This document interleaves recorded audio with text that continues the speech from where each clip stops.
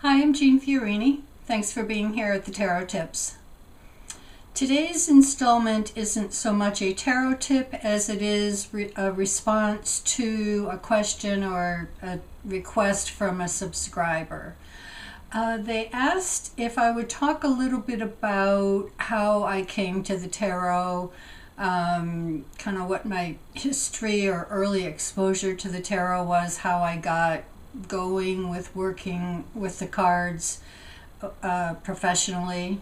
Even as I say that, I'll start this little installment by saying being a tarot reader was never plan A, plan B, C, or D. This was not anything I ever thought I was going to be doing. I went to college in the 70s planning to be a math major. So you might see those two things as very disparate interests. But what I didn't have in regards to an intention to read cards, there were a couple of factors looking back that I did have that I think contributed to my interest in the cards. One is that I was always interested in what was really going on under the surface. You know, parents, other kids, adults say things, but what do they really mean? You know, what's really going on there? So that was something, even as a kid, I spent a lot of time thinking about. What's really going on? What's the underlying truth? The more esoteric thing that always was part of my personality was that I always did believe in possibilities, that things that other people maybe couldn't imagine. I was like, yeah, that could happen. As a couple examples, I believed that Santa Claus was a real living live person in the North Pole until I was about 12 years old. I could see that as a possibility.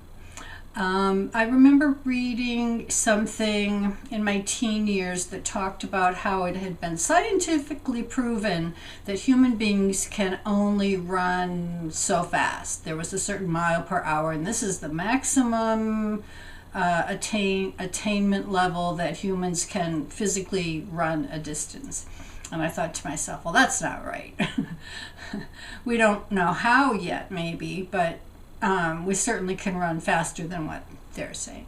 So just to give you an idea that this idea about things being possible, I think really helps me with the tarot, because even to this day I really can't say that I know how it works. I have some ideas, and there's other videos I think that we've made here that can address that issue.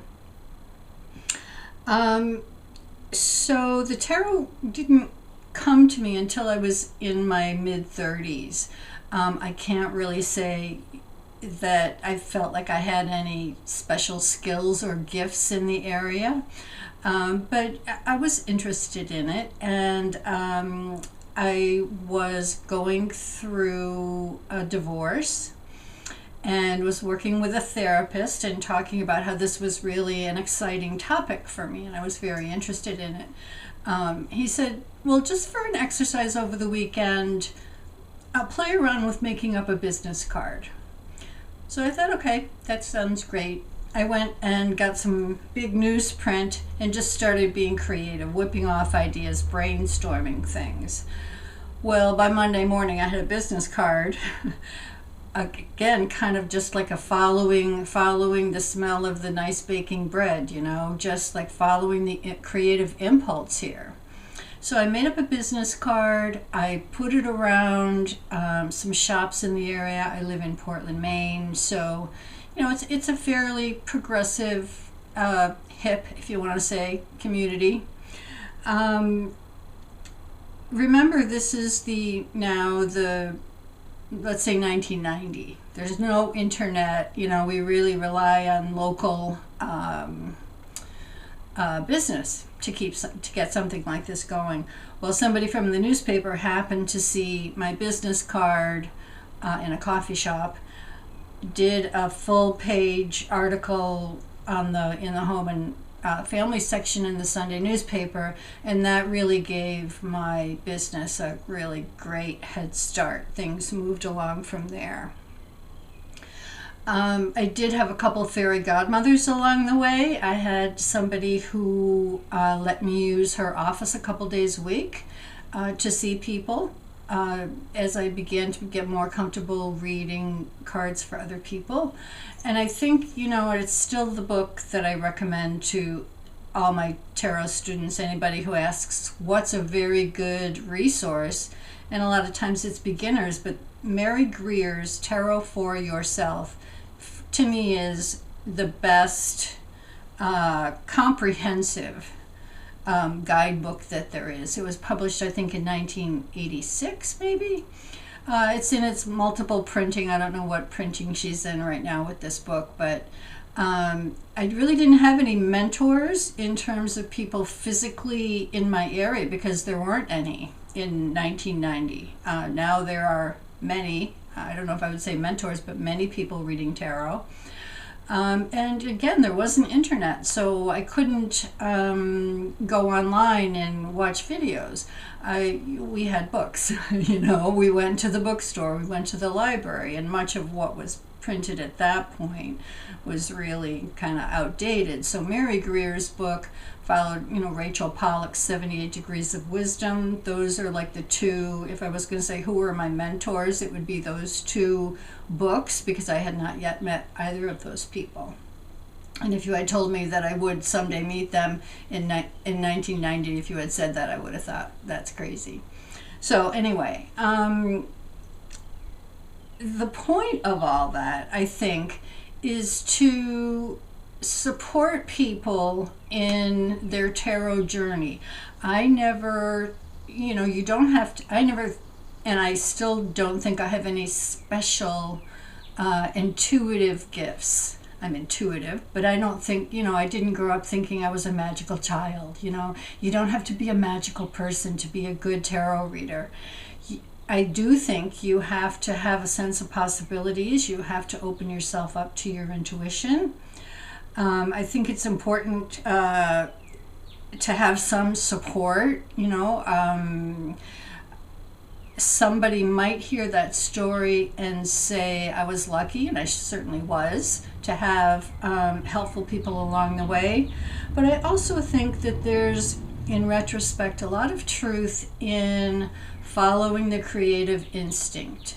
The energy that came about from just doing that exercise of creating a business card. I wasn't intending to start a business. It was just a fun thing to do. But the more I zeroed in on what I was doing, why I was doing it, it kind of, I was about going to say it had a life of its own. So to follow that thread, any thread, whether it leads you to tarot or to, gardening or astronomy or whatever it is, to follow that creative impulse. If I had made the business card, the reporter never would have seen my name in a coffee shop. The article never would have been written. The ball would not have gotten rolling so quickly. So, the takeaway there that I want people to hear is you don't need to feel or have special gifts to be a good reader. But if the tarot calls to you, if there's an impulse to learn more and follow that thread, I really just support people in doing that.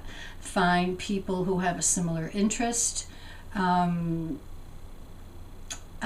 Trust in your guts. Some of the early cards that I got along the way to support me, is we're using the cards to help us in our life.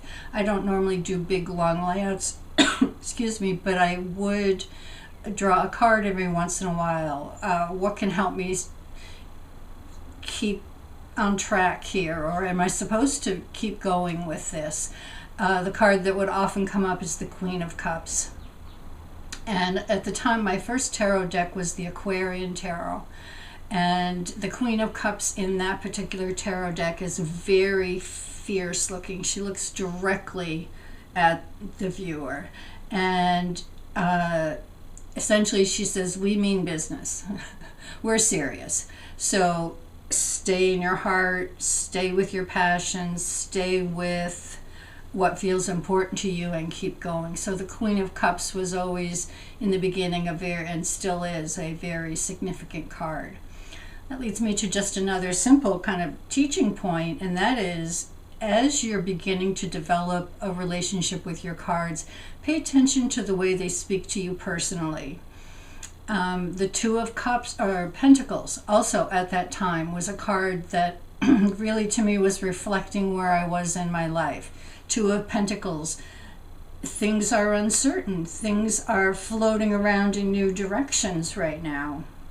You might feel unsettled, excuse me. You might feel a little bit tossed by the fates, but keep yourself centered.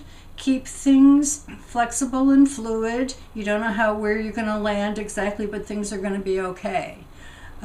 So even now when I see Two of Pentacles, I think of the feeling of that time, that in between time, between being a married person and being a not married person, between living here and living there, between, having a job and having, if you want to call it, a calling.